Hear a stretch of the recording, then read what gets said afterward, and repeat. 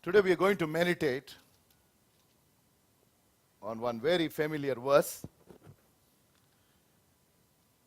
which was Paul's desire. Paul was Saul, and he had only one ambition and passion in life, and he was driven by this crazy passion. The passion was to eradicate the name of Christians from the face of this earth. He said, "Come what may, I want to just destroy everybody who follows this way." And he was dead serious. And he believed that that is the right way of honoring God. He was a Jew, a Pharisee, and who followed the law. And he believed that that law is what he is following. And he felt whoever is going in this way, the way that Jesus has shown, is not the right path. And we know the story. When he was on that road to Damascus, God met him and he turned 180 degrees. Those who come here regularly know why I say 180 degrees. Not 360 degrees. 360 degrees if we were not turned. We just did a roundabout. So we've come to, they say it in English, back to square one. A lot of people are good at turning, but totally 360 degrees. So God wants us to turn 180 degrees. And Paul took the drastic turn because of the power of Jesus Christ. And after that, the way he was driven by that passion, because he was touched by the light of God, he said, "All that I have," and it is amazing. He was a wealthy person. He was highly intellectual, comes from a very affluent family, and all of that. So from a worldly standpoint, he had the best of the credentials. If he had applied for a CEO job, they would have hired him, closing their eyes. Because everything was superlative. There is nothing to blame. And a very, very straightforward guy, to use the GE language, because I worked there before, he was a man of integrity.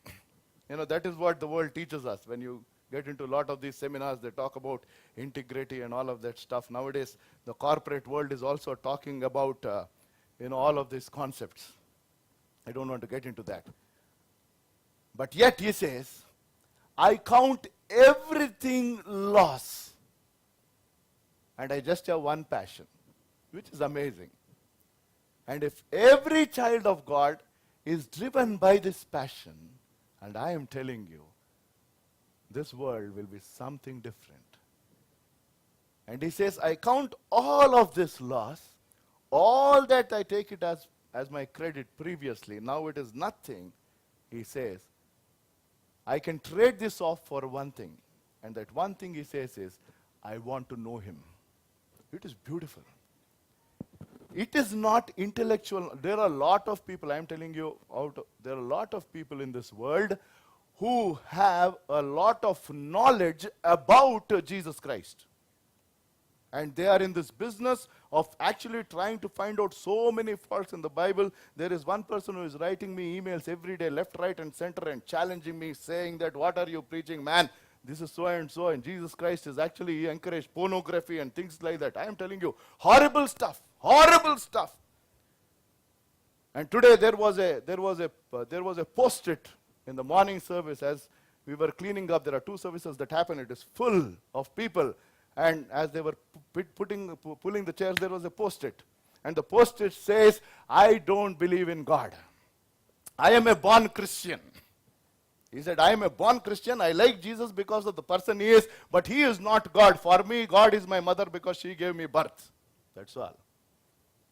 What are you preaching, Mr. Peter Samuel? I'm telling you, this is all about.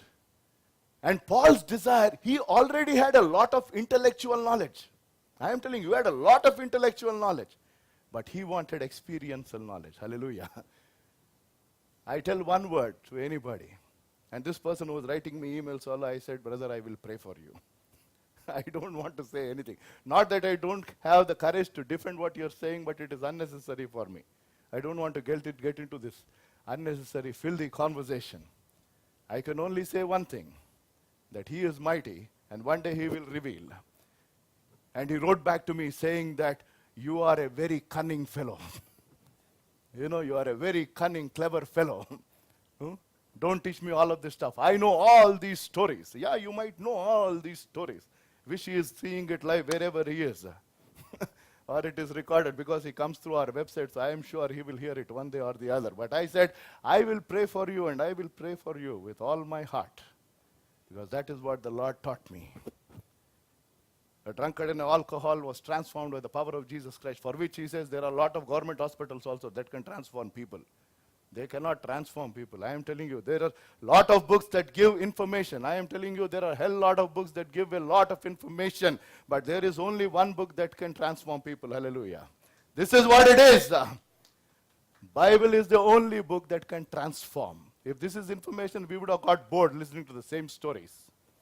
If this was a story book, we would have got bored because you were born in a Christian family, right from childhood, you are listening to these stories. But the same thing, we read it time and again. But yet God speaks to us. So this is the one that transforms. And Paul experienced it. And he said, Philippians chapter 3 and verse 10 is what we're going to meditate, that I may know him. And he talked about three things. Quickly we will look at those three things and see what it means. Here it is there on the screen for us. You may want to follow the version that you have in your hands or look at the screen for that Bible verse. Philippians chapter 3. Verse 10 says, I want to know Christ. I want to know Christ. What does it mean to know? I'll tell you one small example. Probably I told this example a couple of times. In a nice small family, one little daughter and one little son. The daughter is younger, the son is also not, the son is 5 years old and the daughter is 1.5 years old. I mean, they're pretty young and small. And suddenly one day there was this huge cry from the room that they're in. So mother went running. And the scene is, this small 1.5-year-old is holding the 5-year-old's hair and pulling. So this guy is shouting at the top of his voice.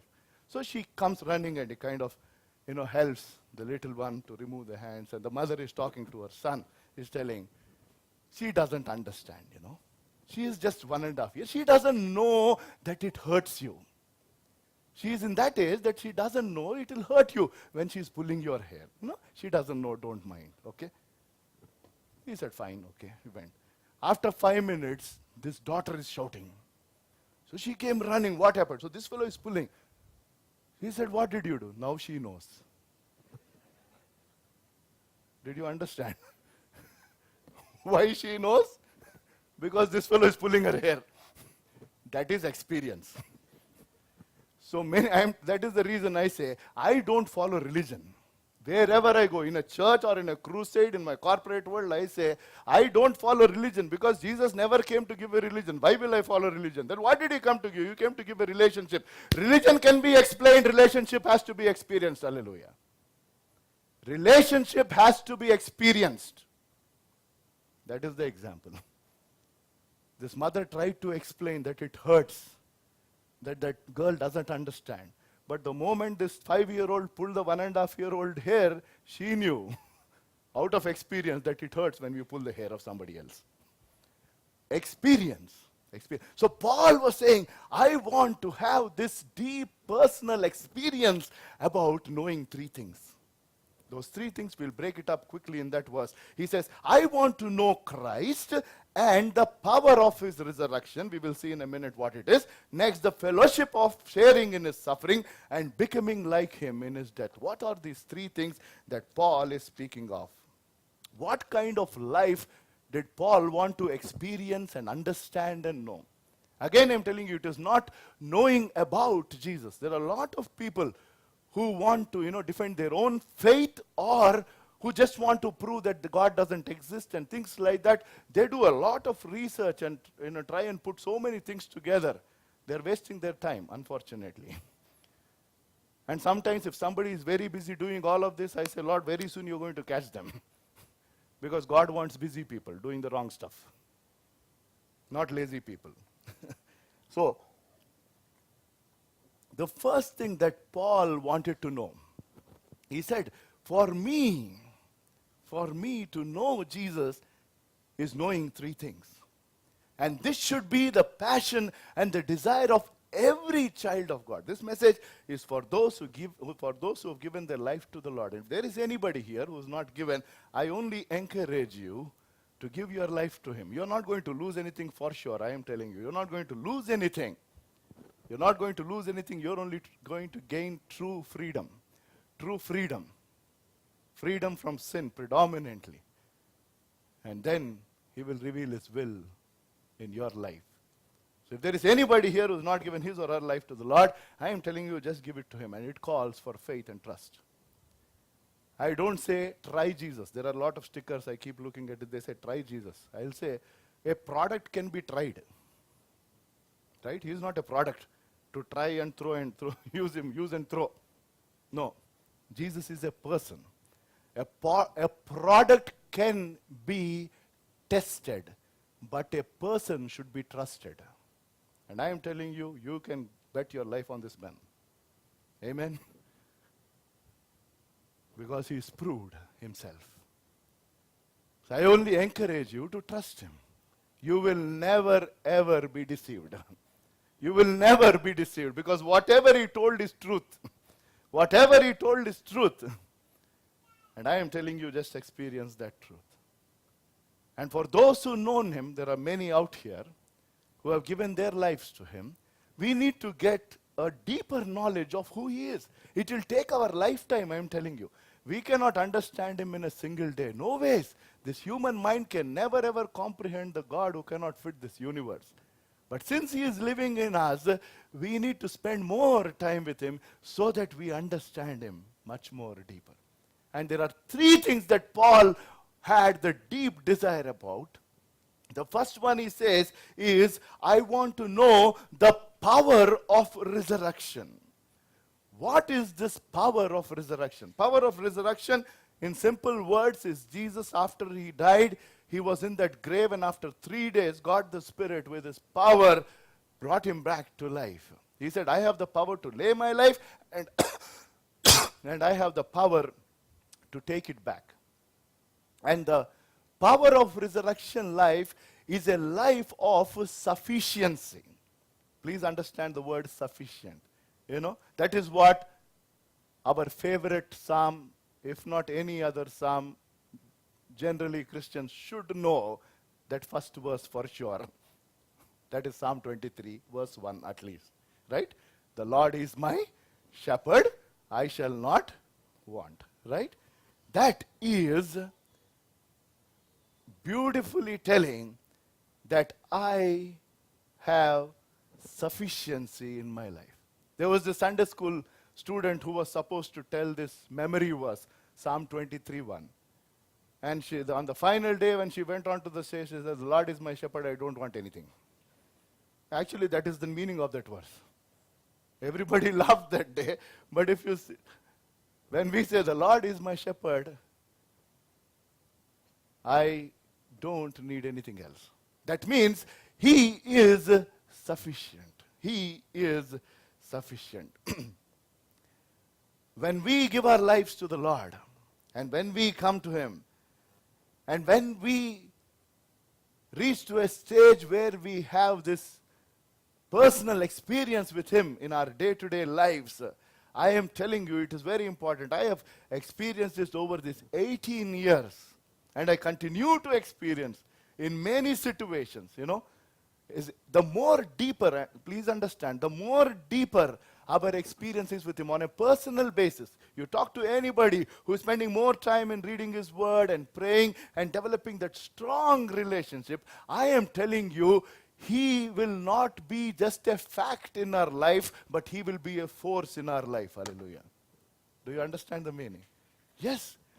God's power. He says, the one who is inside us is much stronger than the one who is outside. I am telling you, everybody who received Jesus into their lives have dynamite in them. There is uninterrupted power supply here. But the problem is that has to be seen. It has to be seen, and that can only happen. That can only happen when we have a much stronger personal relationship. Talk to your non-Christian friends and others who say that, you know, there are so and so that who have made a very strong influence. And people talk about certain Babas, people talk about some other people. Why? Because they feel that, you know, having spent the time with them or having gained the knowledge about them, they have become a reckoning force. Are you with me? Right? And I am telling you, we serve a living God. And is he just a fact in your life, or is he a force in your life? Are you really saying in your day-to-day life, yes, he is sufficient. Yes, he is sufficient. And I can tell with all honesty of the different experiences he continues to give me, both in my both secular work life and work related to his vineyard. There are so many experiences, and I praise God for the way he deals, and always continues to prove that he is faithful. So to experience, to take it one step forward, this desire that I want to know Christ and the power of his resurrection, we are terming that line as to experience, to have a life of sufficiency. That my God is sufficient because there is nothing that he cannot do. He has himself risen from the dead. So conquering death is the highest thing. There is nobody ever who will ever be able to do that. Nobody. Lot of people have come and died for different cause. But there was nobody who is completely God and completely man who died for the sins of mankind and has risen from the dead. There is nobody, I am telling you, 3 things nobody can claim. If somebody is there, tell me, I will come along with you and fall before their feet. 3 things. One thing, nobody can claim that he has created you. Show me. Nobody can claim that he has created you and me. It is only God who can claim that I created you. Every human being is created in the image of God, right? And the second one, nobody can claim that they died for your sin. Show me one person, I will come flat. I will fall on their feet. I leave this Bible and I'll come wherever you want me to come. There is nobody who can claim that they have died for your sin. And the third one that nobody can claim ever is that they love you even before you are born, and they will love you till the time you pass away. Hallelujah. Show one person. That is the God we have. Hallelujah. Clap for this God. There is no one. There is no one. I am not telling stories. I am not bragging. There is no one who can claim these 3 things. No one. And he is sufficient. And that is what Paul said. When Paul prayed 3 times, he had this health problem. And that was like one thorn in the flesh. And a person like Paul need not pray 3 times. But he prayed 3 times, and the answer was, this problem is not going to go. But there was something else for this, a substitute. He said, my grace is sufficient for you. And that time Paul said, when I am weak, I am strong. When I am weak, I am strong. Because he understood what that grace is. And that is what God gives us. So the power of resurrection is not believing Jesus is alive on Sunday, morning service or evening service. Then from Monday to Saturday, we behave as if he is dead. Are you with me? Resurrection power is we need to remember every day of our life, Sunday to next month, right? That whole week, 24/7, that he is alive. It is not that he is alive when we come to Bethel Church and next when we go out, he is dead. No. To experience, I want to know the power of resurrection. That is a life of sufficiency. I want to experience a life of sufficiency that my God is alive. And that he is sufficient. That is one. We will go to the second. The second part, he says that I want to know the 3 things that he wanted to know. That he was desperate, he had this passion, or he wanted to know personally through experience is the second one, and the fellowship of sharing in his suffering. So the first one is a life of sufficiency, and the second one is a life of suffering. And a lot of people don't preach this. Nowadays it is all about prosperity gospel. I'm not against that, but you just can't keep preaching every day saying that, give me 10,000 rupees, you'll get 1 lakh rupees. I fully believe that without breaking there is no blessing. I'm telling you that is biblical. Without breaking, unless we surrender ourselves, God guaranteed only one thing. He said, in this world you have trials and tribulation. That is what he said. But don't worry, I have overcome this world. That is what he said. That is the one thing he guaranteed. He said, if any man would like to follow, he was very clear. Jesus never told something false. He didn't mislead people. He said, if any man would like to follow, brother, there is one condition. A lot of people don't understand that. If any man would like to follow, let him deny himself. Denying ourselves is not an easy thing, sir. Are you with me? This I keep telling, this is the generation of I-10,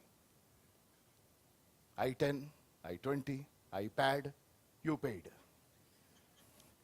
Whatever. Right?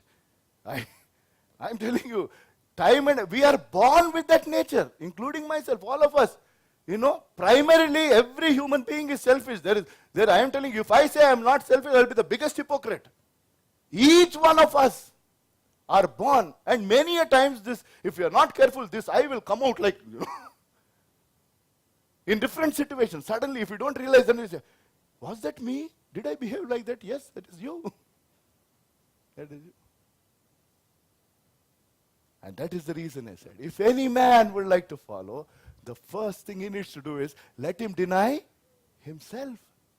And then take up your cross. Cross is not one ornament, one gold chain with one cross here and there. That is what not, wearing a cross is not that. Or putting one sticker on our bike. Cross is death. Nothing else. Cross is death. Cross is shame. Yes. Back then during crucifixion days, cross was the most horrible thing. Cross means shame. Cross means insult. Cross means abuse. And cross means death and nothing else. Nothing else. Cross means death. And he said, if any man would like to follow, two things unfortunately he has to do. One is deny himself. Take up your cross. Lot of people are thinking that when we follow Jesus Christ, he will give us crowns. Crowns he will give there, provided you take the cross here. Who doesn't want to wear a crown, you tell me? I will be the first person. It is nice to wear. Crown is honor, right? Crown is honor. Miss Universe, Miss World, whatever. Mr. Hyderabad, Miss whatever. Right?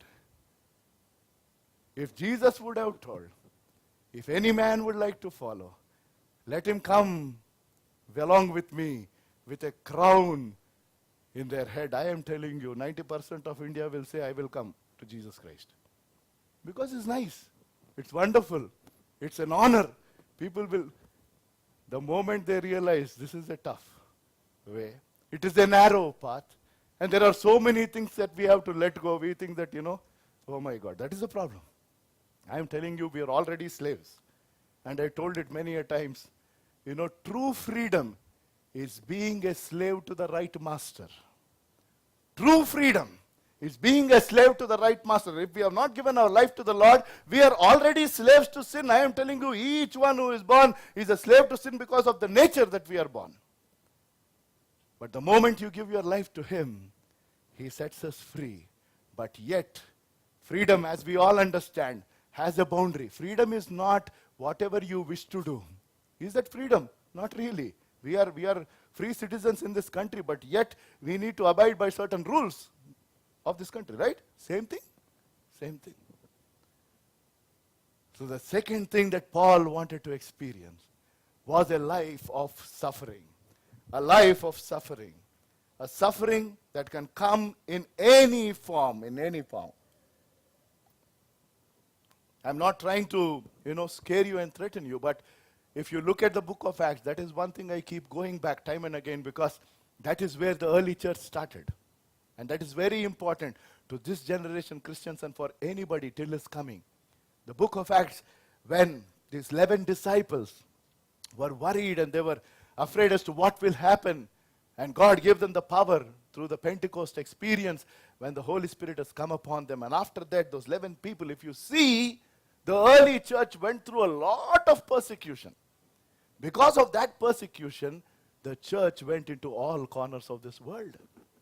And suffering can come through persecution. And we hear about certain stories in our country as well. They have come down. But definitely one thing we all will experience many a times is in 1 Peter chapter 5 and verse 10. Let us look that verse up. 1 Peter chapter 5 and verse 10. It says, And the God of all grace, it is up there for us on the screen. 1 Peter chapter 5 verse 10. And the God of all grace, who called you to his eternal glory in Christ, after you have suffered a little while, will himself restore you and make you strong, firm, and steady. For after you have suffered a little while. And why does God allow? It is only to mold us and shape us. There's nothing else. He is not a sadist to put us into problems and trials. And he promised that he will not give anything that we cannot bear. You know, there is nothing like out of portion when it comes to him. There are two things that will always follow a believer in Lord Jesus Christ. One is trials, the other one is temptation. This will never leave us. Please always understand. Tests are from God, and temptations is from Satan. Very clear. Bible is very clear on that. So God wants to test so that your faith and our faith is built. It is refined. And Satan wants to tempt so that you fall away from this faith. And these two go on parallelly. We always remember the God of Israel neither sleeps nor slumbers. 24/7 he is awake. Don't think Satan is sleeping also. He is also awake 24/7. This we forget. Lord, you are there. He is also there beside us. Like a roaring lion. He is just waiting. The moment we kind of are a little relaxed, he would want to pull us. So Paul is telling, you have suffered so much for me. And I want to experience what it means to go through that suffering or that trying situation. Because that is the only way that you and I will be molded. That is the only way. Remember the prophet Jeremiah, as he goes to the potter's house, we know that. And the potter is shaping that vessel with mud. During Diwali time, they keep doing it, those diyas, or even otherwise. And many a times that mud breaks. It is not the problem, or there is a defect with the potter. It is about the mud. And then again, he takes it and gives it that shape. There are certain things that needs to be removed, there are certain things that needs to be shaped. We all understand, right? If an expensive, nice vessel has to be prepared, it goes to a lot of grinding. Yes, no? Right? If at all there was a voice to that vessel, I am sure it would have shouted big time, saying that, why are you hitting me? Are you with me, right? Why are you hitting me? Why are you, crushing me, pressing me, using this file and all of that, right? And God says, you are that vessel. And God wants to make us as vessels that bring honor to his name. And there's a lot of grinding that you and I go through all through this life. And I went through a lot of grinding, and I still go through a lot of grinding. There is no other way, and we need to give ourselves and say, Father, it is fine. If I have to go through this experience, because only through that we will be refined. If you have to get the best of the pure gold, go to any goldsmith, the kind of fire it goes through. Right? Yes? And God says, that is what Job told. He went through the greatest trials. He lost everything in a single day. Why? And he says, because of all of this, now I am shining like gold. And that is what God will bring through that suffering or trials, whatever it is. And Paul is telling, this is what I want to experience. I want to have a very personal encounter with you. I want to know you personally. And you can know anybody personally only by spending more time with them. There is no other way we can know somebody more personally. Yes, no? You've been married for 10 years and you still don't know the 2 or 3 good curries that your wife can prepare, then there is a big problem. Either she is not preparing, it is courtesy curry point, or you never bother to acknowledge. As simple as that. As simple as that. So the more time we spend, the more we know. Don't ever, again Christmas is coming, don't ever, I never knew this was your favorite color. If you're ignorant, just keep quiet. It will be good. God, it will lead to unnecessary problems. So, that is the only way. There are no shortcuts to knowing people. There are no shortcuts because to understand somebody is a lifelong experience, right? And if it is the case within a husband and a wife and children and parents, and this generation always keeps talking about generation gap, and the gap is only becoming wider than right? Because of the knowledge that they have, because of the exposure that they have, it is very difficult to talk to people now. It is very difficult to reason out with our children. We keep receiving a lot of phone calls, especially my wife, because I never give my number. And she's in this counseling business. Somebody who called her. And, they were so disturbed and they shared their problems and all. Then finally, after she kept the phone down, my daughter asked me, what is the call about? I was there. He said, so somebody called me and Satan is, actually tempting them so much. Tempting this person so much. He's going through a lot of temptations. And that's the reason he's so disturbed. This girl Kulish is telling, what else will he do excepting tempting? She's telling about Satan. He says, what else that fellow will do? That's the only thing he does, no? So why is he so worried? This is the generation that we are dealing with. This is the generation that we are dealing with. And there is so much of knowledge. And the knowledge is only going to increase. The knowledge is going to increase. And there is so much of filth out there. And with all of this happening, I am telling you, it is so very difficult to kind of understand. And that is the reason we need to be prepared. We need to be prepared and help develop this strong relationship. Unless we have given much more time. And everybody has 24 hours, including myself. But it is all about prioritizing. Give that thing first to him. The first few minutes of the day should go to him. Whatever time you wake up. Spend time with him alone, with his word. And pray. And say, Lord, speak to me. And you just obey what he tells you and me.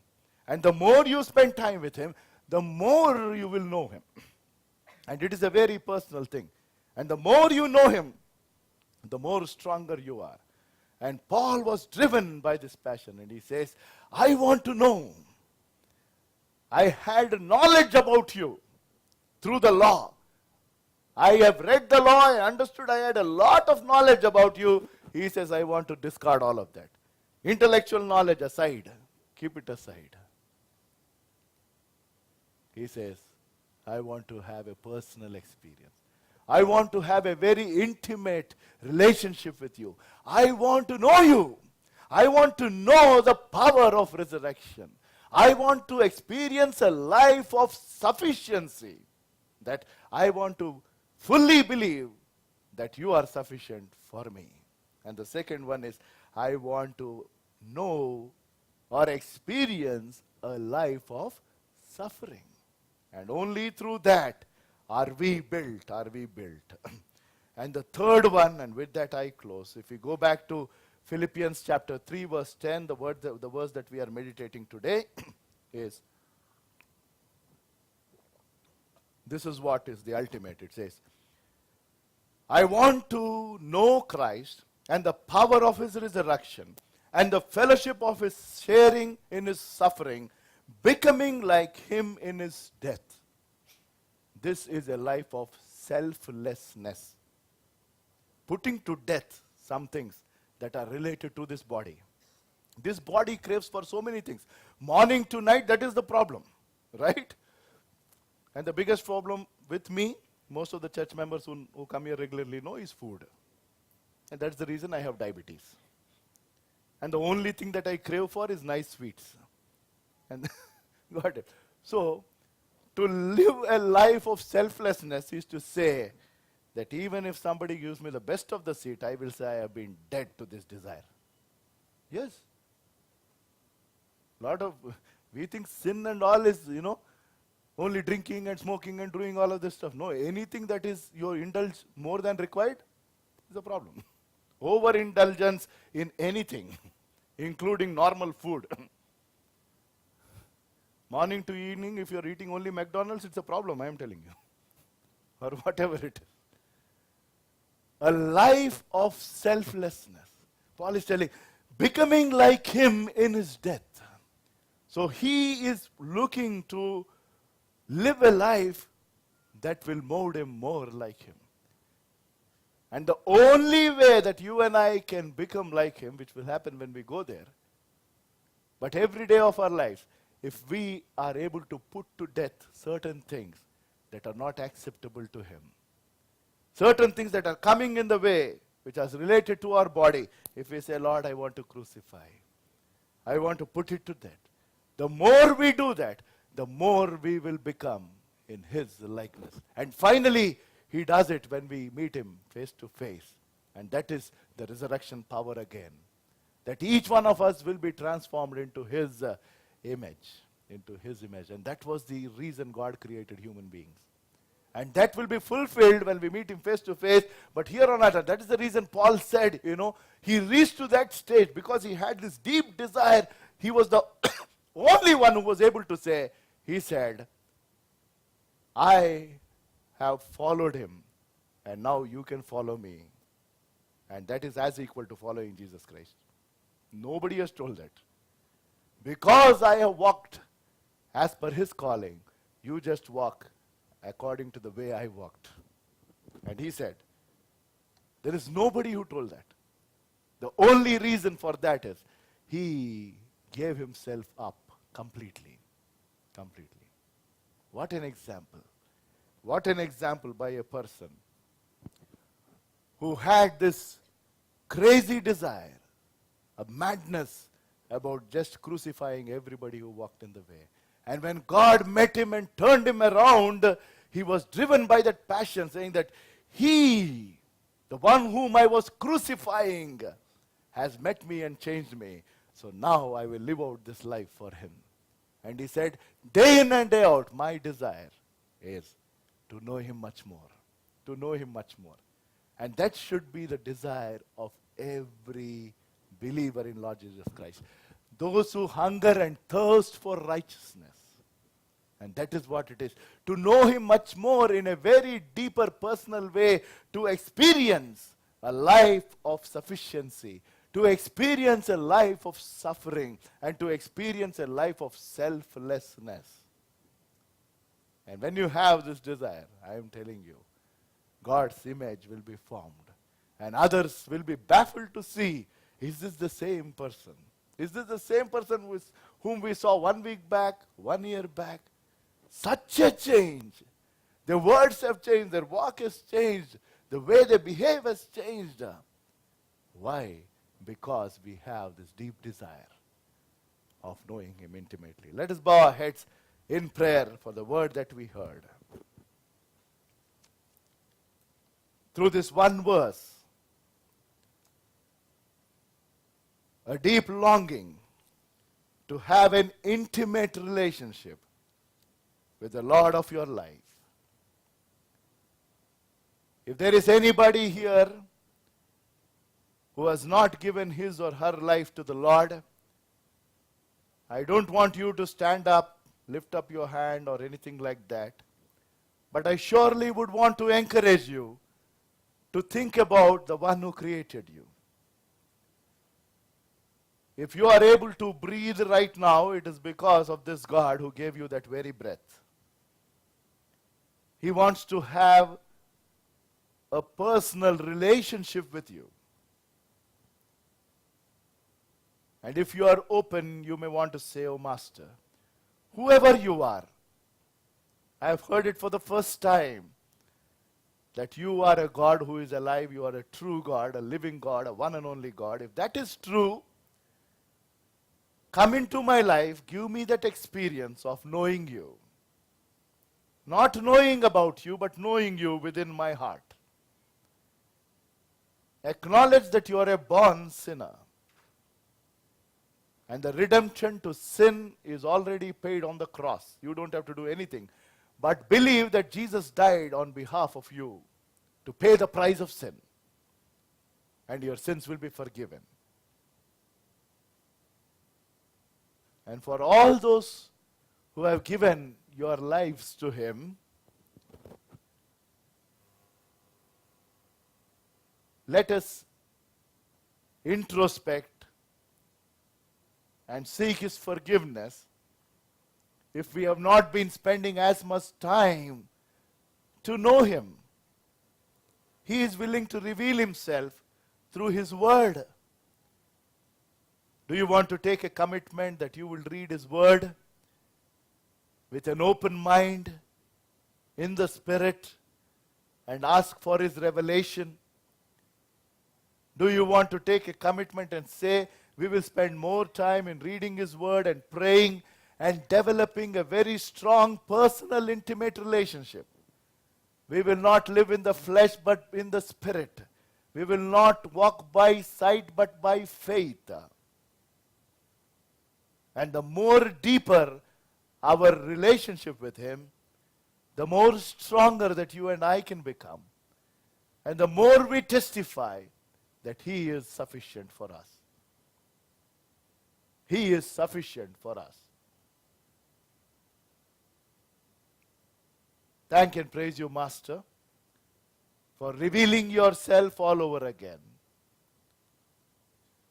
Oh, Father, Paul had this deep desire that he wanted to know the power of resurrection, the sharing of the suffering that your dear Son Jesus went through, and, oh Master, to be conformed into His death. What a desire, O Lord. And we also would want to have the same desire, O Master, in our day-to-day lives. We ask this prayer in the mighty name of our Lord and Savior Jesus Christ. Amen.